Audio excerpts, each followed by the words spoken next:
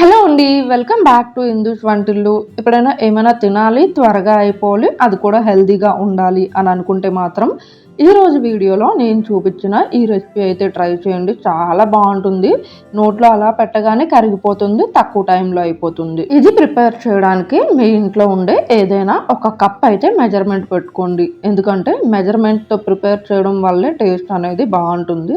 లేకపోతే కొంచెం గట్టిగా అయిపోవడం, జారుగా అయిపోవడం అలా అవుతుంది. ఇప్పుడు నేను చూపించిన ఈ కప్పుతో 1.5 కప్పు వరకు బెల్లం తీసుకున్నా. మీ దగ్గర బెల్లం పౌడర్ ఉంటే బెల్లం పౌడర్ అయినా వాడచ్చు. 1.5 కప్పు బెల్లంకి 1/2 కప్ వరకు వాటర్ వేయాలి. వాటర్ వేసిన తర్వాత బెల్లం అనేది కరిగిపోవాలి. మనకి పాకం ఏమీ అవసరం లేదు. బెల్లం అనేది కరిగి ఈ విధంగా బాయిల్ అవ్వాలి. కొంచెం బాయిల్ అయిన తర్వాత ఈ గిన్నె ఒక పక్కన పెట్టుకోండి. ఇప్పుడు ఒక కడాయిలోకి 2 టేబుల్ స్పూన్ల వరకు నెయ్యి వేయండి. మీ దగ్గర ఏమేమి డ్రై ఫ్రూట్స్ ఉంటే అవన్నీ కూడా నెయ్యిలో వేసుకొని ఫ్రై చేయండి. నార్మల్గా నేను వీడియో తీయాలంటే ఈరోజు ఇది వండుదామని అలా అనుకుంటాను. బట్ ఇదైతే మాత్రం నాకు ఈవినింగ్ 4 o'clock టైంలో ఏదైనా తినాలనిపించింది. ఇంట్లో అప్పుడు ఇవి ఉన్నాయన్నమాట. ఇది తిని కూడా చాలా ఇయర్స్ అయిపోయిందని ఇదైతే ట్రై చేశాను. చాలా బాగుంటుంది. ఇప్పుడు డ్రై ఫ్రూట్స్ని ఒక పక్కకు పెట్టుకోండి. అదే నెయ్యిలో 1 కప్పు దాకా గోధుమ పిండి వేయండి. నేనైతే ఇక్కడ మల్టీగ్రెయిన్ ఆటా వాడాను. అంటే మా ఇంట్లో గోధుమ పిండి కన్నా మల్టీగ్రెయిన్ ఆటా ఉంటుంది కాబట్టి నేను అదే వాడాను. మీరు గోధుమ పిండి అయినా వేయండి. ఇప్పుడు ఈ టేస్ట్ అంతా కూడా ఈ వేపే దాంట్లోనే ఉంటుంది. గోధుమ పిండి పచ్చి వాసన పోయి కలర్ మారినంత వరకు మనం వేపుకోవాలి.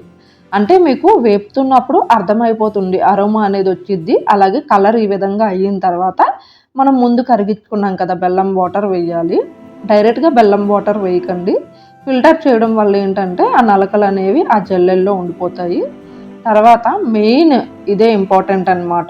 ఉండలు ఏమీ లేకుండా బాగా కలుపుకోవాలి. మంట అనేది లో ఫ్లేమ్లో పెట్టుకోండి. బెల్లం వాటర్ వేసినప్పుడు హైలో పెట్టారనుకోండి వెంటనే ఉండలు అయిపోతాయి. లో ఫ్లేమ్లో పెట్టుకొని కలుపుకోవాలి.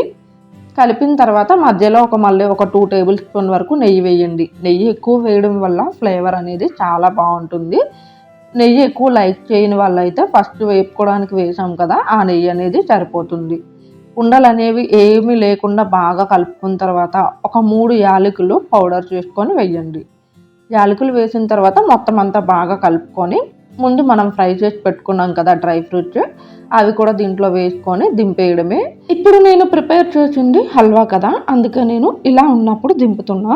అదే మీరు బర్ఫీ ప్రిపేర్ చేయాలనుకోండి ఇంకా కొద్దిగా దగ్గరికి అయినంత వరకు కలుపుకోవాలి.